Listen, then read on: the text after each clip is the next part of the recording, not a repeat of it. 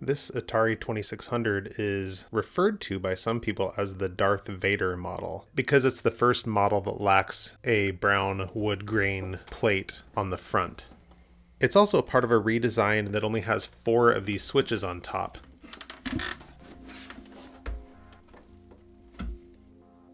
Just going to get these first 4 screws out.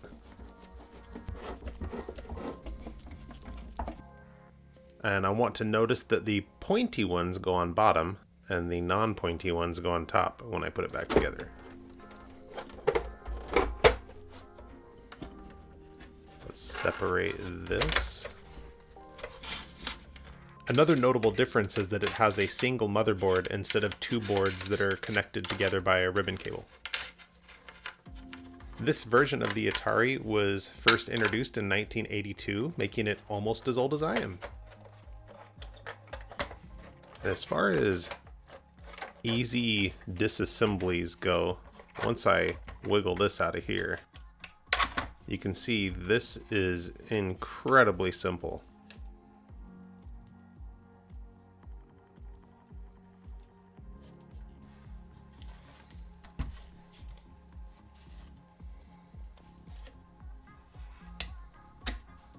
Just get this plug out of the way. I'm going to pull these foam things off of the selector knobs here.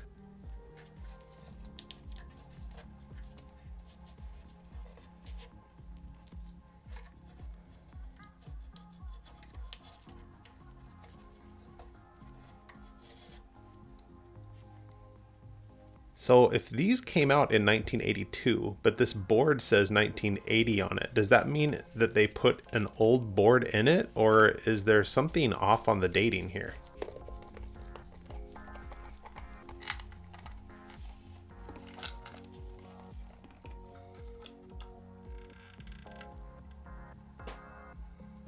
That's interesting.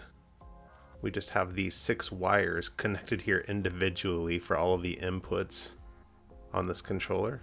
So I'm just gonna carefully yoink these things off of here. There we go.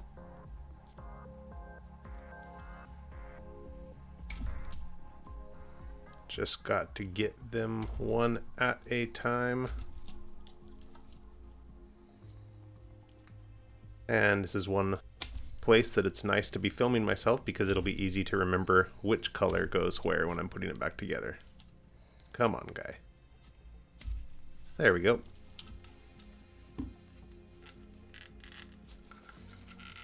Now I should be able to fish this through the hole there. There we go. Come on. Okay. Now we just have this part of the controller here, and we have disassembled this thing. Now this is interesting. There is some glue or some kind of an epoxy on the inside of this. And since this is the first one of these I've taken apart, I assumed that it belongs there. But I have looked at other videos online and taken apart another Atari controller here off camera, and it does not have this glue stuff. So I don't know what's going on here. If this is a different model and it just has that, or if someone intentionally put this inside of here, but I'm going to use my IPA and I'm going to remove it because it is messy and it's keeping me from being able to clean it the way that I want. So we're just going to get it all out of there. I'm sure there's a possibility that this is some kind of a unique controller that I at least didn't see any other examples of with this stuff in here, and someone will tell me. But I'm going to just try to take this one apart and get this gunk out of here.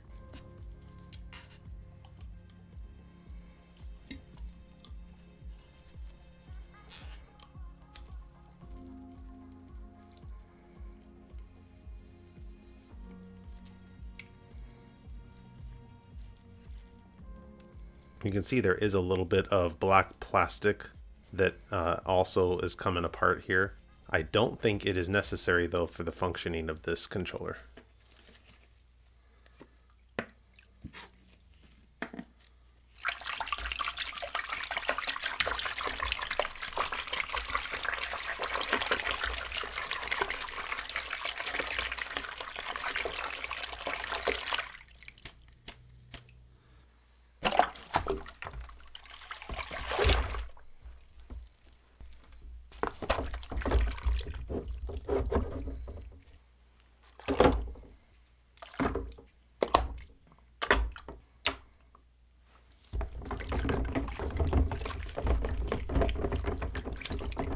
Alright, let's let that soak a bit.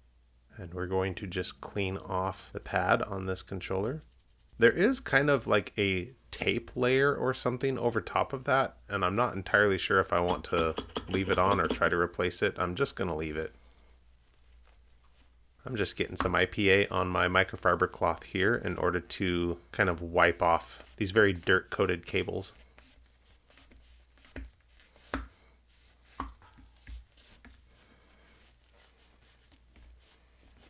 I'm going to use my BW100 inside of these switches and try to just get them nice and clean and loosened up.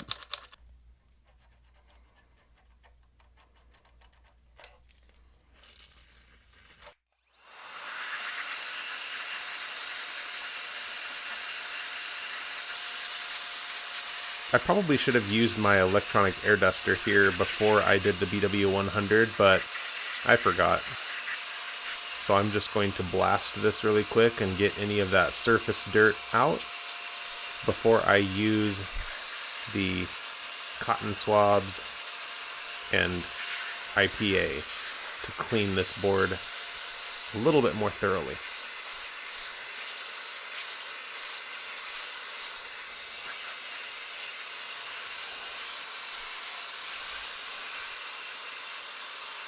Just really want to make sure to get as much out of there as I can.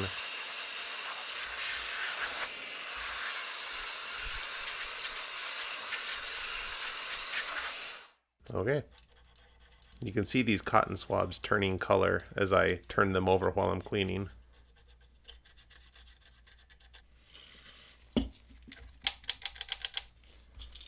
I'll use this BW100 inside of anything that moves. And now I'm using this swab that came inside of my iFixit cleaning kit because it can get inside of these areas here for the controller ports. And just looking at them, I could see they were pretty gunky.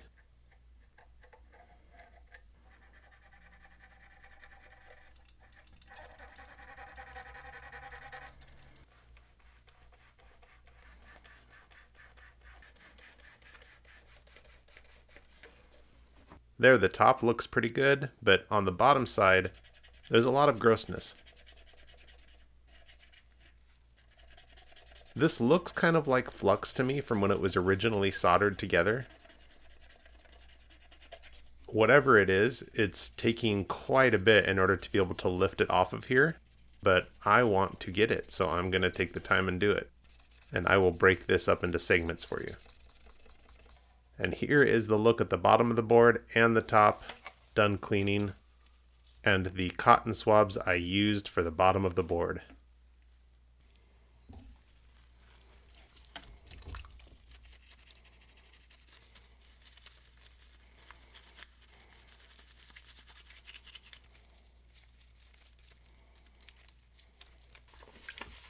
I'm using this paintbrush here on this particular thing because these longer bristles get down inside of the grooves on our joystick here.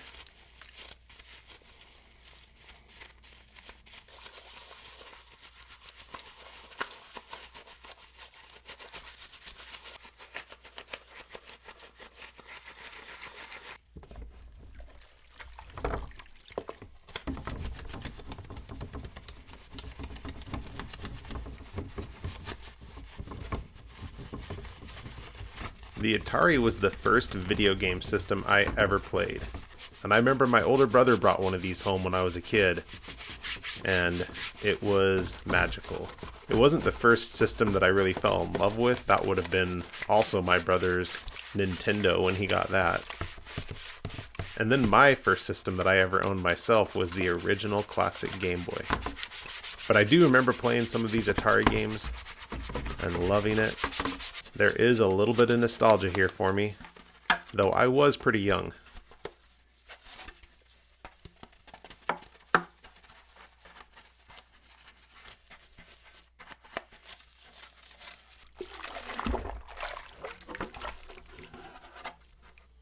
Now, I noticed something when looking at this part here. There is a plastic ring that looks like it could come out, but it goes over top of our joystick here to hold it kind of in place.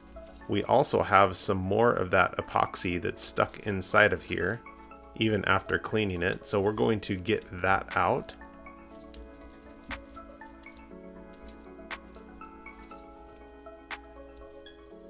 Just kind of carefully scrape that with our spudger.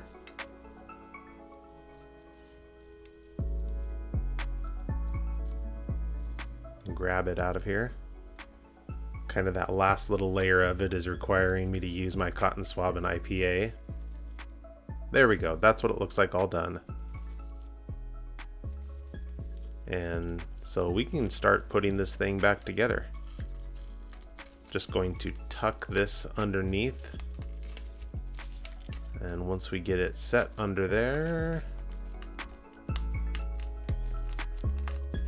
there we go. That's how that's supposed to hold.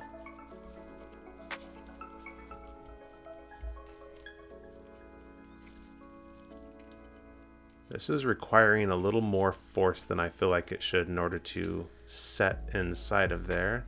And just looking at it here, it doesn't look right. And it made me think, and yep, there is still some epoxy stuck down inside of this thing. So let's get it out of there. Now we're good.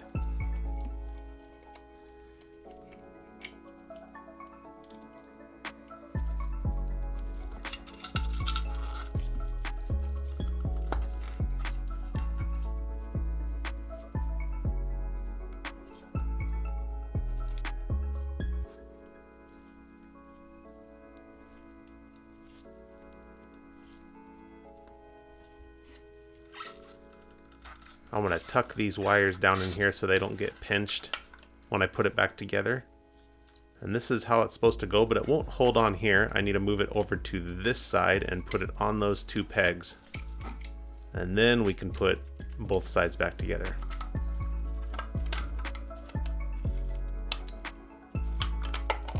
I hope we got it.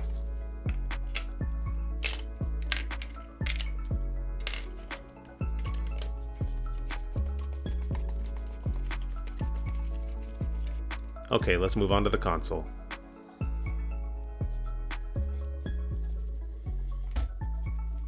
These foam pieces still looked good to me, so I'm not going to replace them. That is the one cable that needs to plug in for this thing.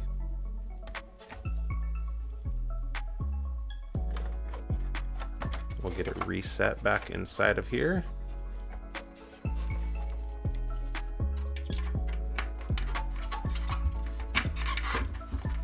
Fish our cable back through here.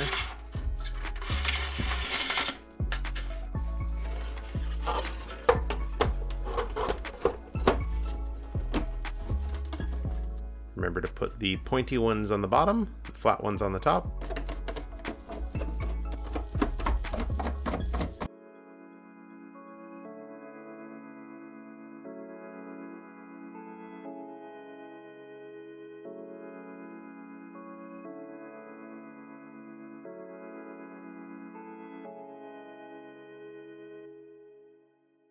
Now let's see if it still works. It did work when I started, but my footage wasn't good, so I'm not including it in the video. And it still works. I can still try to get all this treasure from this dragon, and that's what I wanted to be able to do.